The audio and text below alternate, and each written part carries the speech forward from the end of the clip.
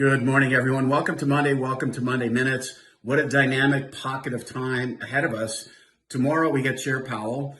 Friday, we get the employment number. The following week, when the Fed is in their blackout period, we get the CPI print. We know that how that's gone over time with regard to inflation numbers coming out within the Fed's blackout period. And then certainly the Fed meeting on the 22nd.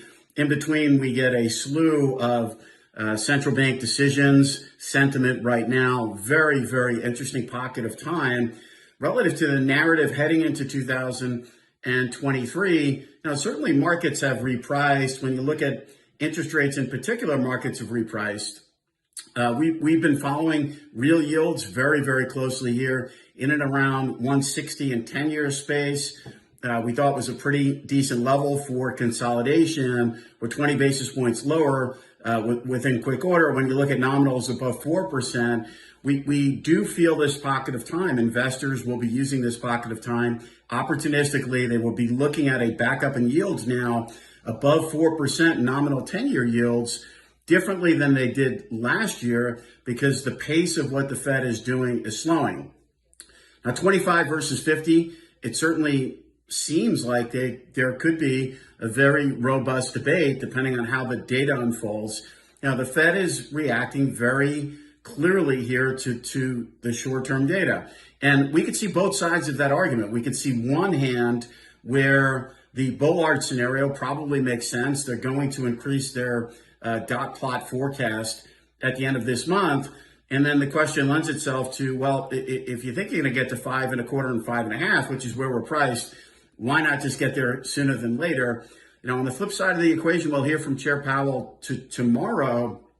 But what I do believe is he has used these opportunities over time to be very specific. And if he wants to send a message to the market tomorrow, and that message could be, look, we're sticking with 25. It's really, the question is, it's not about the increments anymore. It's about that end game. And if he stresses that, then he's telling you that I'm comfortable going in 25 basis points increments here, but that end game is really what matters. And if we're going to get to 5.25, 5.5, and depending on how the data unfolds, you know, potentially 6% has been part of the narrative. We're not quite there.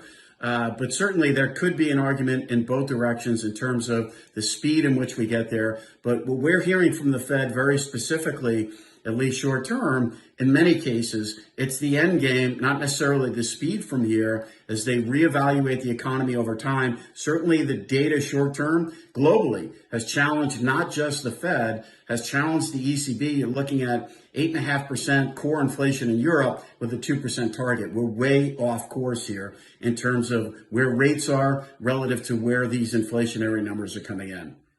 Wishing everyone a great week ahead. Chair Powell tomorrow, employment number on Friday, CPI the following week, the Fed meeting on the 22nd. I'm Greg Faranello. I'm head of U.S. rates for AmeriVet Securities.